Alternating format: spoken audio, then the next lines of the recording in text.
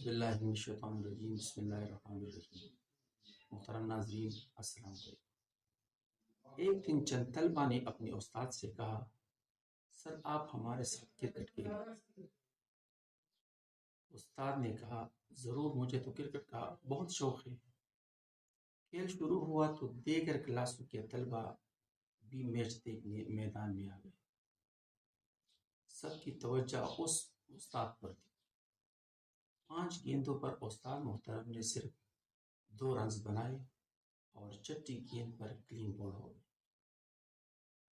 طلبہ نے شور مچا کر بھرپور خوشی کا اظہار کیا۔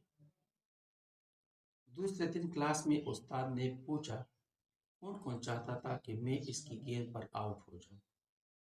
سب بولرز نے ہاتھ کھڑے کر دیے۔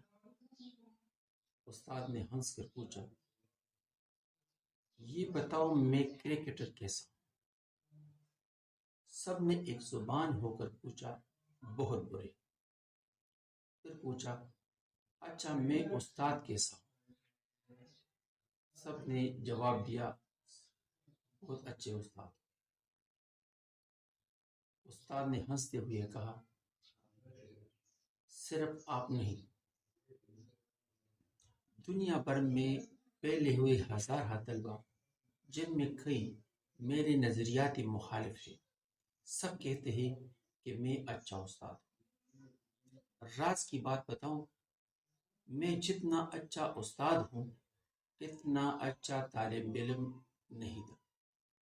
مجھے ہمیشہ سبق یاد کرنے میں دشواری کا سامنا کرنا پڑا اور بات سمجھنے میں وقت زیادہ لگتا۔ لیکن کیا آپ بتا سکتے ہیں اس کے باوجود میں اچھا استاد کیوں مانا جاتا؟ بچوں نے کہا، سر آپ بتائیے، ہمیں کیا پتا؟ استاد نے کہا، اپنا ایک واقعہ سناتا ہوں جو مجھے آج بھی اچھی طرح ہے۔ ایک دن میں اپنے ٹیچر کے گھر دعوت کی تیاری میں ان کی مدد کر رہا تھا۔ فریزر سے برف نکالی جسے توڑنے کے لیے کمرے میں کوئی چیز نہیں۔ استاد کسی کام کے لیے کمرے سے باہر نکلے تو میں نے مکہ مار کر برف توڑ دی اور استاد کے آنے سے پہلے جلدی سے ٹوٹی ہوئی برف دیوار پر بھی دے ماری۔ استاد کمرے میں آئے تو دیکھا کہ میں نے برف دیوار پر مار کر توڑ دی ہے۔ انہوں نے مجھے ڈانٹا اور کہا کہ تمہیں عقل کب تک یوں برف توڑی جاتی؟ میں اس کی ڈانٹ خاموشی سے سنتا رہا۔ بعد میں انہوں نے میری اس بے وقوفی کا ذکر کئی جگہ پر کیا، لیکن انہیں آج تک نہیں پتا کہ برف میں نے مکہ مار کر توڑ دی۔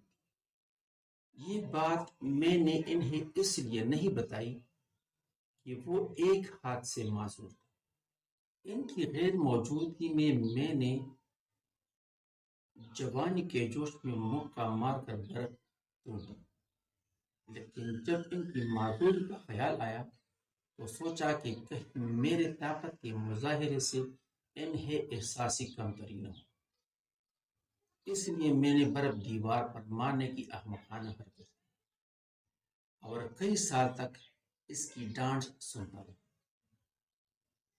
لیکن آپ لوگ ہیں ایک دوسرے کو چیخ چیخ کر ہدایات دے رہے ہیں کہ سر کو آؤٹ کرو۔ میری ایک بات یاد رکھو، جیتنا سب کچھ نہیں ہوتا، کبھی ہارنے سے بھی زندگی میں جیت کے راستے کھلتے ہیں۔